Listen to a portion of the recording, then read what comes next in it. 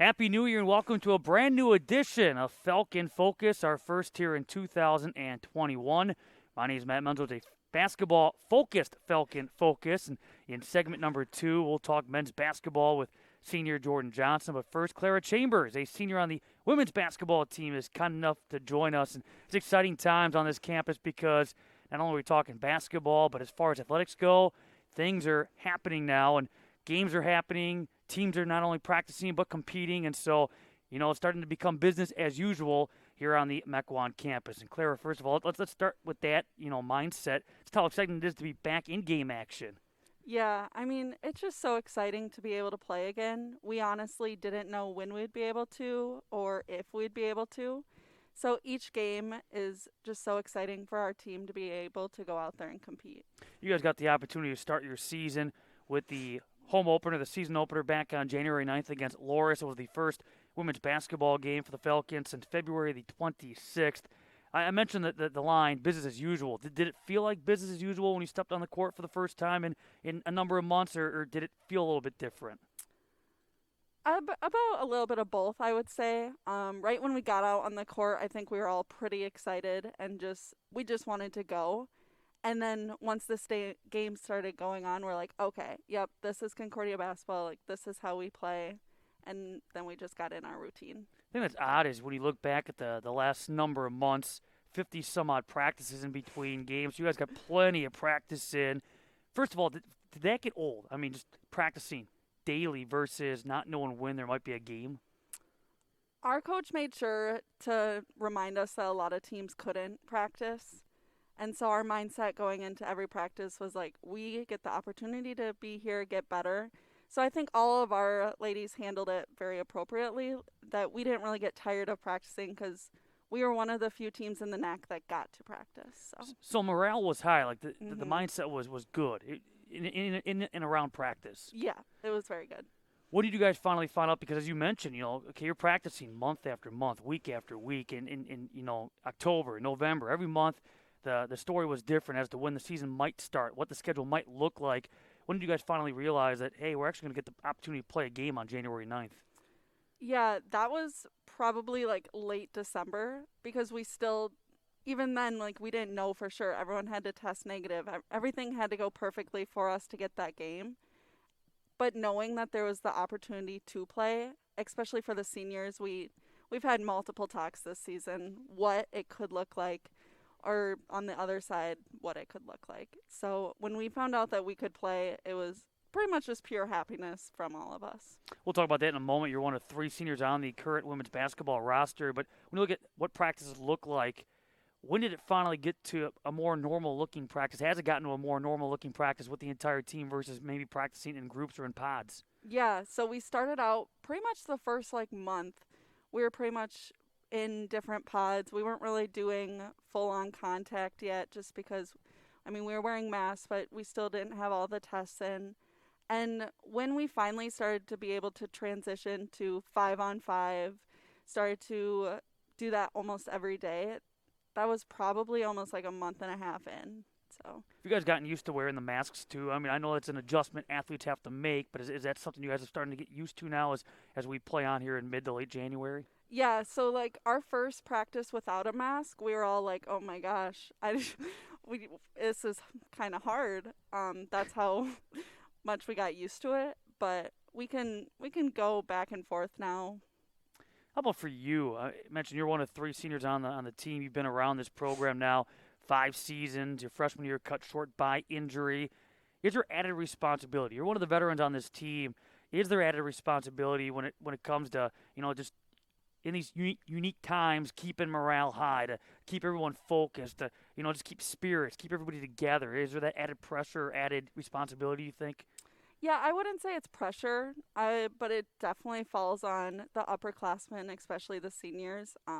We have a ton of freshmen, and if they see us looking down on it, if they see us doing something, that they'll probably follow. So it was one of our main goals was just to make sure that we're going out every practice. It might be our last practice, it might be our last game, and that's how we are treating it. What is that's a good point. From a senior standpoint, with the Ncaa coming out with some of the rules they have, you guys have the ability, if you choose, to come back next season? And obviously that's a decision you guys will make somewhere down the road. Does that change at all how you approach, maybe you as a senior approach this season knowing that it may not be your last? For me, it didn't change. Just because that I wanted to make sure I got the most out of this season, no matter what happens. So my mindset stayed the same, and I think pretty much the whole team's mindset stayed the same, that we're focused on this season and doing what we can for this year. Well, we talked about how you're one of the veterans on this team. You bring that experience. There are 5 newcomers on the Falcon roster. That includes Hannah Niemeyer, who was with the team last year but missed the entire season with injuries. She's still waiting for clearance. In your opinion, how the newcomers fit in? Really good, honestly. I think the extra practices helped them so much. We were able to slow down practices and really focus on the basics. And doing that, it allowed us to mesh so much better with them as well. So I think they're fitting in great. And I mean, all of them have played in a game already. And, like, that's hard to say as a freshman. And so I think all around it's been pretty good. Yeah, and that's impressive, too, considering only 3 games into this 2021 season.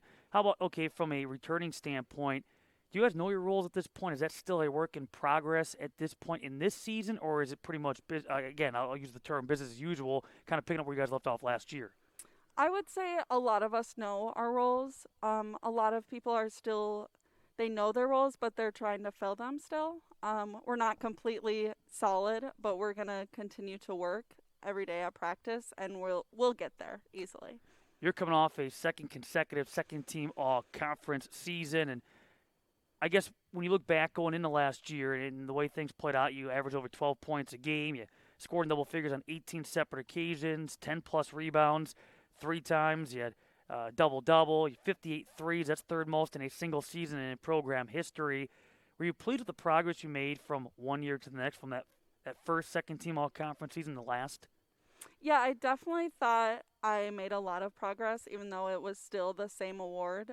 For me, I thought I had a bigger position on the team to fill, and I thought I did it very well. Obviously, you're never happy with ending your season, so there was a lot of things I wanted to fix for this season, and I'm just excited to be able to put those things into action. You had plenty of time, certainly, with the extended off season. So what was, I guess, your focus during this extended off season? What areas of the game were you working on? Definitely finishing around the rim. I know every team is going to have me as a catch and shoot. Don't let her shoot the 3. So being able to finish around the rim was one of the biggest goal I had. Testing your memory a little bit prior to Concordia, you're from Mineral Point, and you look back at your high school days, won state championships in basketball, softball. You were a 1,000-point scorer in basketball. You played volleyball as well. But what memories do you have from those championship runs? Honestly, just the family that was built around them. Everyone had the same goal the entire year, and I think already this year we have that goal. And making sure everyone's on the same page and making sure that everyone is willing to put the effort into getting to that spot, because it's not easy, but it is doable. So. Well, and talking, okay, I'm going to ask Jordan Johnson the same question in our next segment, but just talking about building on experience, okay? So at Mineral Point, you're in that atmosphere. You're winning a state championship. Does that carry over, different levels, certainly different competition now at the collegiate, level here with Concordia, but can you take that experience and apply it to now? Yeah, for sure. I mean, I came from a winning program in high school, and then I was lucky enough to come right into a winning program under Coach Brunner, who's an amazing coach. And so just that expectation to win definitely carried over. Nobody likes losing, but when you're not used to losing, it does hit a little different. So as I mentioned, you played 3 sports in high school. Was it always the mindset for you that you wanted to play basketball at the next level, or is it just something that came about here at Concordia? Yeah, I was honestly my senior year still deciding between basketball and softball. I have love for both, and Coach Brunner was the one that did reach out to me to come here to play basketball, and I think everything aligned perfectly that I'm here for that reason, so I am happy with my decision. So in talking with Coach Brunner Jones, when you look at her reaching out, what eventually made it a done deal that, hey, this is where I want to be? Honestly, just coming to campus, seeing the team and how they play, I could tell that this was a competitive team and that this team wins. And I wanted to be in that type of program again. And obviously all the players were so nice, and Coach Brunner did tell me that, I mean, this is a family here on campus, and I'm 3 hours away. It's not horrible. We have a lot of girls on our team that are a lot longer, but you can't go home every weekend, and you need those close-knit friends that can keep you occupied during the off season or on season. So yeah. And then you arrive here on campus back in 2016. You got the opportunity to play 9 games, 9 starts, and then injury. And all of a sudden you're out for the duration of that freshman campaign. What happened as far as the injury goes, and how were you able to go about dealing with that and all that it entails? Yeah, so we were at Benedictine and went for a loose ball. Obviously got bumped, and I didn't believe that anything was wrong. At halftime, I went in, told our trainer, like, oh yeah, I'm good. I did a whole bunch of jump tests, and they taped me up, and I went out at halftime to warm up, and I couldn't like shoot a layup correctly, and what went through my head was, oh, I'm not going to be able to play defense the way Coach Brunner wants me to play defense. And then obviously after the game, we realized it was something a little more serious. So once I found out that I had torn my ACL, as a freshman, that's so hard, just because you kind of do feel alienated because you're a freshman and you don't really know what the next step is going to be. I was so lucky that we had the coaching staff we had, the trainers, like they put me in a place where I am now to be successful. So was that the first injury up until that point that you had suffered in your playing days? Yeah, my entire life. So then how, again, from an emotional standpoint, how do you deal with it? I mean, were there some tough days, right after that? How did you go about just handling, again, not being able to be out there and helping your team, at least on the floor? Yeah, definitely my dad was a call away almost every single day, and my mom obviously, but they really helped me, just telling me how lucky I am to be where I am. They made me realize just the positivity of it, and to continue to help the team as much as I could. I had roommates that now got to play and got playing time, and so it was exciting to see them succeed. And so just trying to stay positive and working on my goals to return next season. Now, did you learn a lot, from just sitting and watching? Certainly, you used to being out there and playing, but now you're in a different role, and all of a sudden you're almost looking at it from a coach's perspective, so to speak. Did you learn a lot from just sitting and watching and taking in that you were able to apply once you got back on the court? Yeah, completely. We had so many good seniors that year that were our leaders, and juniors too, and to just watch them compete and just in every situation how they responded, I think it helped me a ton, especially looking back at it now. And now move forward your 93 games in your career, and let's recap the first 3 games of this season. The team off to a 2-1 beginning and returned to the floor for the first time since February 26th when they faced Loris here inside the John Boog Fieldhouse back on January 9th. A quality win against a quality non-conference opponent. Comeback win, able to hold off the Dewhawks 64-58, and you had a 10-rebound performance. I guess let's look at that game first and just what you saw from that performance, your takeaways from that Falcon win. That win meant so much to our team. We did kind of get punched in the face at the beginning of the game, and to see what our team could do to come back and to not stop fighting, it gave us so much confidence. Well, it seems like it speaks volumes to the character of this team, because even last year, you played Platteville, kind of the same boat where you fell behind big. Now you still lost that opener, but you guys made a heck of a comeback, made it interesting down the stretch. Same thing happened in this Loris game.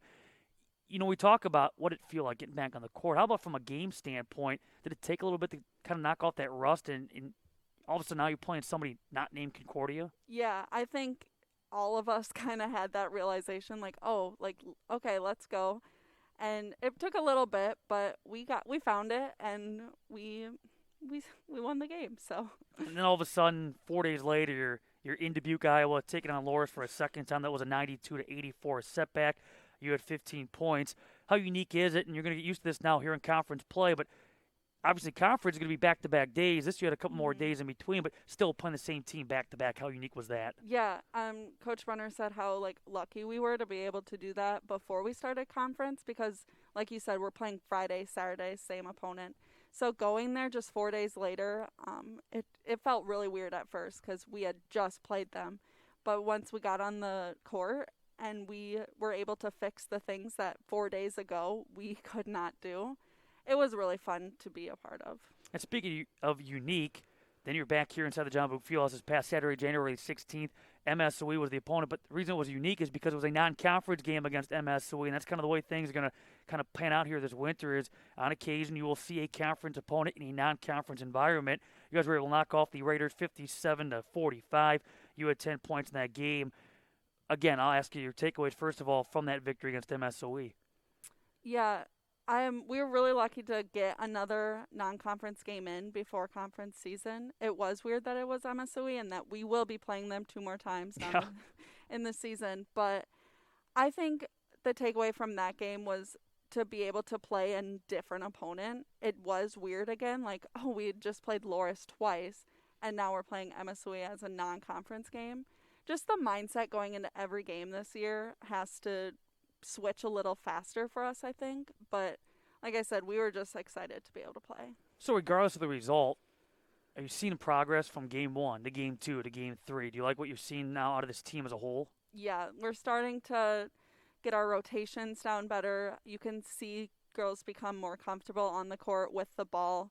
And so far, it's been really nice to see. And, of course, the win against MSOE, Stacey Brunner-Jones' 300th career victory. She is already the all-time winningest coach in program history. How much fun was that to be a part of, and what has she meant to you?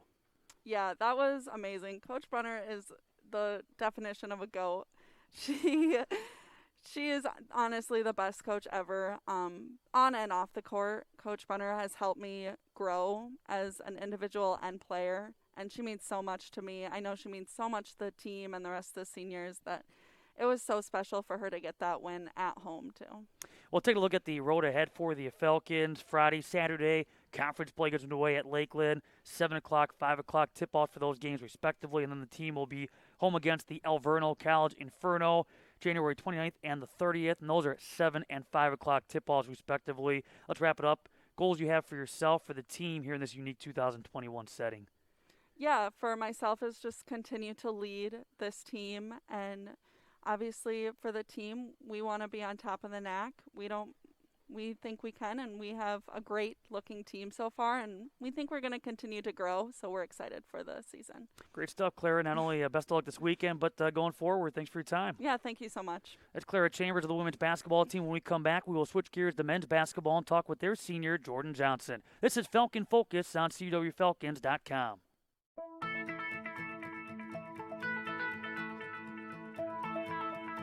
College has given me the flexibility to pursue my passions and my interests, and I've recreated my identity for myself aside from just being an athlete. My greatest personal discovery has been that I am capable of doing things that I didn't know I was capable of doing. To be able to study what I wanted to and continue to play the sport I love, all of those things came together very nicely in one package in Division III.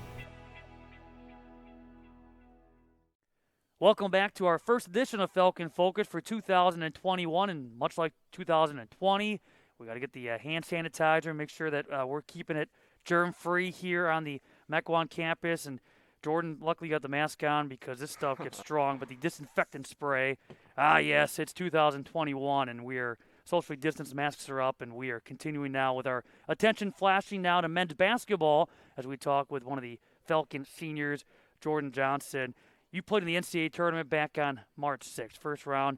That was at Uw-Platteville before the craziness that was the COVID-19 era would begin. And okay, so you didn't play again. Game action, the Falcons did not play again until this past Wednesday against Loris. That was on January the 13th. So how did you spend your enormously long off season, and from a basketball standpoint, what was your focus? My main focus over this long break was obviously just get in the weight room when I could and just get better in all aspects of the game for sure. Wasn't really quite sure when we would return, obviously, so that made it difficult. But just to stay focused and to continue to work out during the quarantine.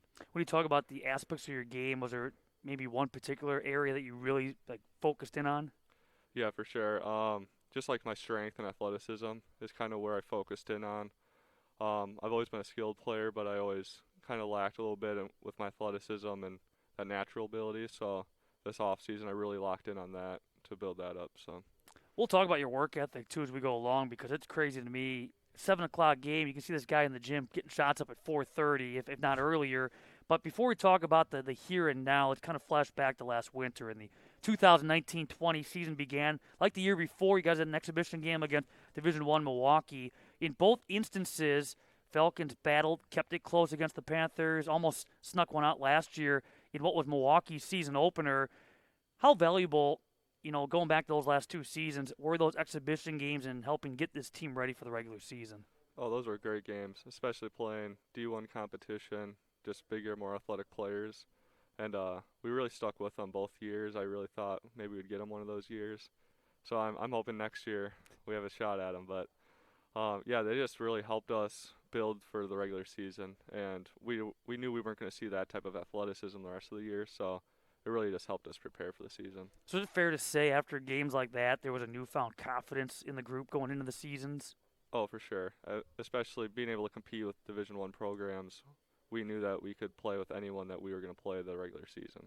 Now, you look back at last season, I remember talking many times with the head coach, Sean Cassidy, and I'd ask him about the team. There were a lot of question marks, a lot of questions he didn't answering throughout the course of the season. And the team got off to an 0-2 start, 1-3 at one point in the regular season, but eventually got on track and won 4 straight and 8 of 10. That was a stretch going into the final couple of weeks of the regular season. When did you realize that the Falcons had the potential to be a tough out in the Ncaa tournament? To be honest, I really saw it preseason. I knew we had the talent. It was how we were going to put the pieces together was the key. And it did take us a little while. We didn't have many returning starters. So it was really like, how are we going to play together? How are we going to put the talent onto the court and make it work? And about halfway through the season, we made it work. And then we realized how dangerous we could actually be. And you look a couple of years ago, the Falcons and MSO each finished tied for first atop the regular season standings, and then both got upset in the tournament semis that were hosted by MSOE.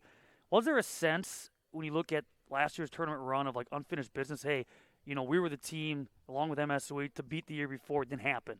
Now it's like, let's go out there and hey, as a number 3 seed, let's get the job done. Oh, for sure. I mean, I remember after that loss, I was just like, I can't wait till next year. I was like, that'll never happen again. We're gonna work harder. We're gonna stay more focused than we were this year, and we made it happen. So. And you look at that run, you get Illinois Tech in the first round, a team that had beaten you guys twice during the course of the regular season, able to take care of business by 5. But we got to talk in length about the Wisconsin Lutheran game where this guy absolutely took over in a performance for the ages against Wisconsin Lutheran, an upset against the Warriors. End up pulling off a 13-point upset in that semis, and then MSOE getting the job done at Benedictine, which is the championship game here. But you scored a program record 45 points, and it's one thing to score 45 points, but you were effective and efficient, going 16 to 26 from the field. It's a Ncaa tournament game record, also tied to the Ncaa single game record. So as the points are coming, did you realize that you were at 35, 37, 40, 40? I mean, was it going through your mind that you were up in that neighborhood, or are you just putting shots up and they're going in? I mean, not really. It was funny. After the first half, I really struggled from the field the first half. So the second half, I kind of just let it come to me. And once I started hitting 2, 3, 4 shots, I just kept shooting it and let my teammates find me in the right spots. And then at the end of the game, I was like, wow. Didn't really realize I scored that many points. So when the shots start falling in the second half, I mean, in any game for that matter, do you just know when it's going to be your kind of a night? Like, do you have a sense, like, when 1 or 2 shots start going at, hey, you got it tonight? Yeah, for sure.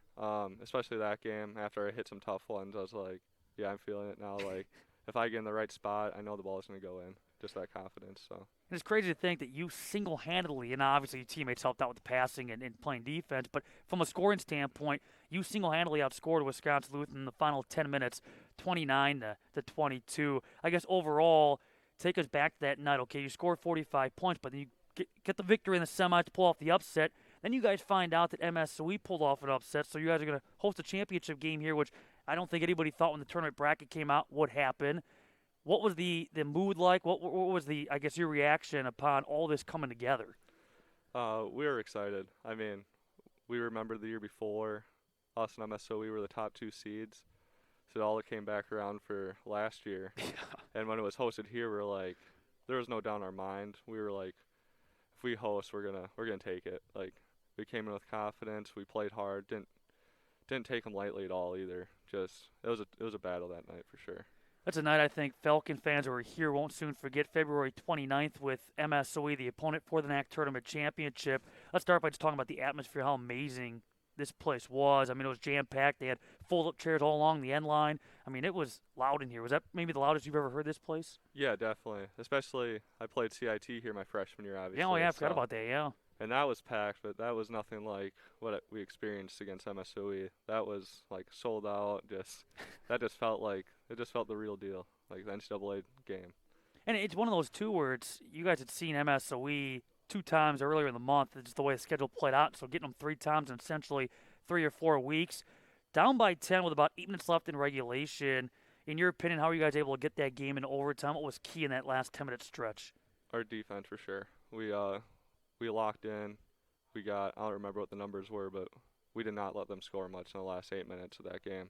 And offensively, we just let it come to us. We were patient. Weren't hitting many shots the first half, and then we just let it come to us. We knew we were going to make shots in the second.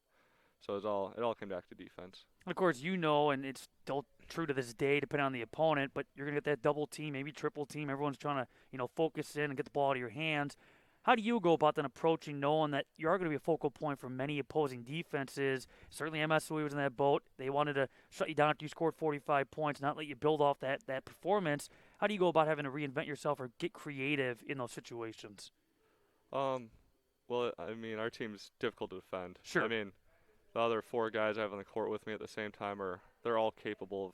I mean, I don't know if we have a starter that's not capable of putting up 20 in a given night. So my mindset is if they're going to double team me, it's going to be someone else's night.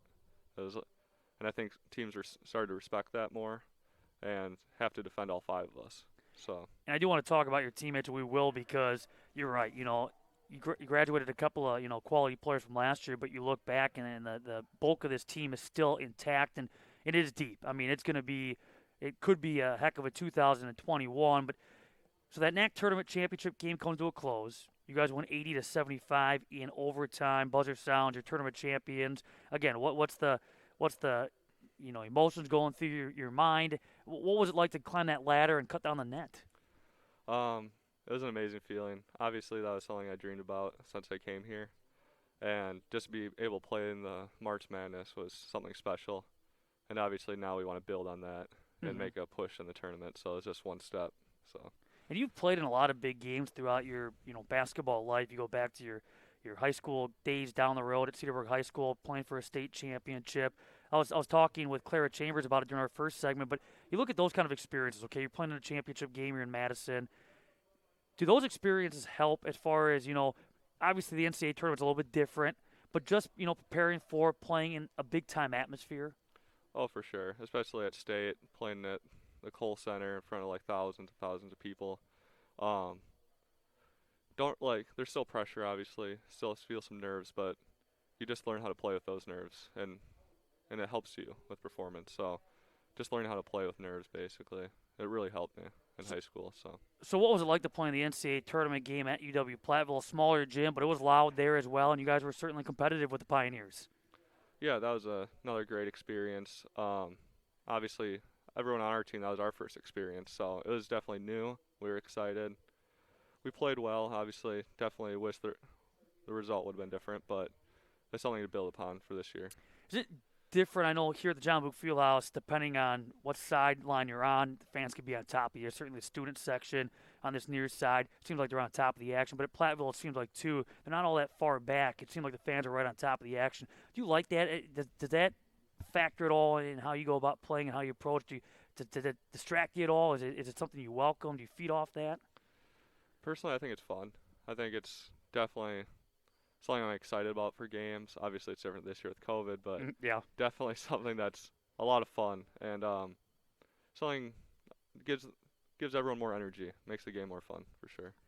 Last year, from an individual standpoint, you joined the Falcon 1,000 point club. You're a 1,000-point scorer as a Cedarburg Bulldog as well. What do those accomplishments mean to you? I know certainly your name's going to be all over, both the high school and now the university record books, but knowing that you're forever going to be part of the 1,000 point club. Definitely something special, especially when I look at names on that list. Definitely just some phenomenal players that have played here in the past, so just to be on that list is special. Your freshman year with the Falcons, you averaged about 15.1 points a game. Ncaa Freshman of the Year, all comes honorable mention. Your sophomore year averaged about 15 points a game, second team all-conference. Last year as a junior, first team all-conference, averaged over 19 points a game. So far, have you been pleased? I know you got a great work ethic and you're always trying to improve and taking that next step. But have you been pleased with the steps that you've been making from one year to the next? Yeah, for sure. I've loved the process. I've seen my improvements every year, and I obviously try not to be satisfied. Obviously, try to build upon every year and just get better. So it's just being in love with the process, basically. Well, mentioned too, I mean, your work ethic is second to none. And like mentioned, you can see him out here taking shots 4:30, 4 o'clock for a 7 o'clock game. I've been told that, whether it be an actual practice or not, that you tend to lead, other practices with guys on the team or weightlifting sessions. Where's that work ethic come from, and has that always been instilled in you? My work ethic definitely comes from my parents, for sure. They've always taught me how to work hard and how hard work will always get you to where you want to be. So ever since I was little, I've had that mindset of if I want something, I have to go get it. It's not going to be handed to me. So definitely. So how do you go about managing your time then? Because between basketball, school's about to start up again with another semester. How do you juggle it all on top of anything else you want to do? Yeah, it's definitely a struggle sometimes, for sure. I think the biggest thing is social life, hanging out with friends and stuff, kind of takes a hit sometimes, for sure. But it's just like you have to make priorities, basically. And I've made basketball a priority for me at Concordia, and I think that's definitely something I'm proud of, and it's helped. And before the second semester starts, right now the here and now it is basketball season and finally back on the court with game action with MSOE. In fact, a rematch of the Ncaa Tournament Championship coming up on Wednesday at 7 p.m. And your mindset, it's a very unique 2021 season. I mean, there's no guarantee as far as is there going to be a tournament. Right now there is, but there's no guarantee between 1 week, one game to the next if it's going to happen based on COVID, everything else that goes on. But what is your mindset this year? Does it differ from years past? It's definitely harder mentally. I mean, every week we're kind of praying that we all test negative so we can play each week. So obviously, whole new factor, and we don't know what 1 week's gonna bring. So I guess it's day by day. You have to lock in on the day, and everything else will come. And last Wednesday, you guys got your season started with a 96-84 victory against the Loris Dewhawks. What do you think about you guys' performance as a team in that 12-point win? Oh, I thought our team played great. I thought everyone played well, and we competed. And I think that's definitely a game to build on, especially coming into this week. 2 non-conference games, 2 big games. So looking forward to it for sure. We talked about it with your teammates. It's like pick your poison if you're the opposing defense because a number of guys in this game stepped up. And Zietlow, Keller, yourself, I mean, the list goes on and on. Jers was certainly his name all over that box score. When you look at this team, first of all, do you feel like there's high expectations considering what you guys did last year and who is back? Do you feel like there's maybe a target on your back or maybe even in that locker room, do you guys hold yourself up to a higher standard knowing that there are so many pieces back from that NCAA tournament team? Oh, for sure. I mean, I know other teams are definitely circling our name on the calendar when they have to play us.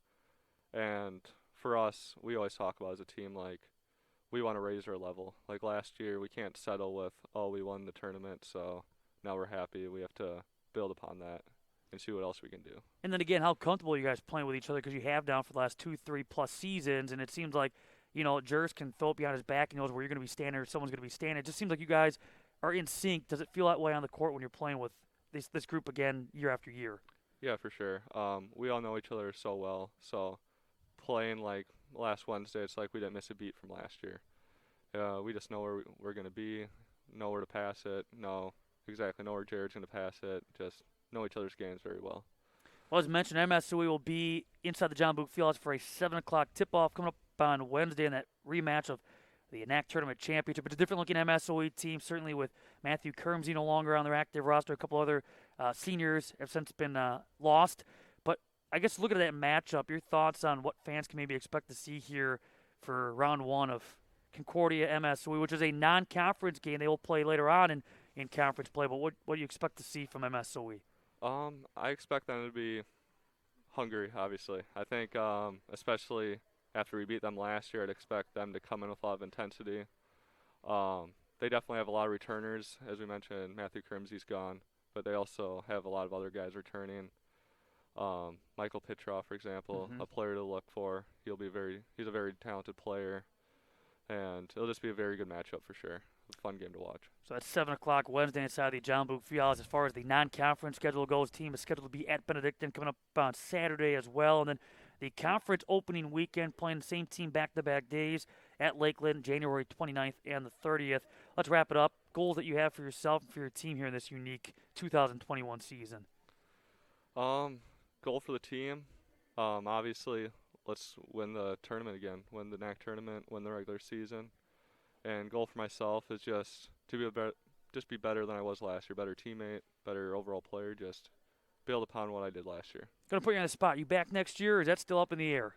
I will be back. That's what I want to hear. Yep, See, sure. in all the wondering minds out there now can breathe a sigh of relief. It's kind of like Giannis. The signing has happened. Johnson will be back. Jordan, thanks a lot for your time. Appreciate it, and best of luck here in 2021. Thank you so much. Thanks to Clara Chambers. Thanks to Jordan Johnson. Thanks to Sam Dunn behind the scenes. Matt Metal, thank you for watching. This has been Falcon Focus, and we'll do it again next week as long as it's safe to do so here on CWFalcons.com.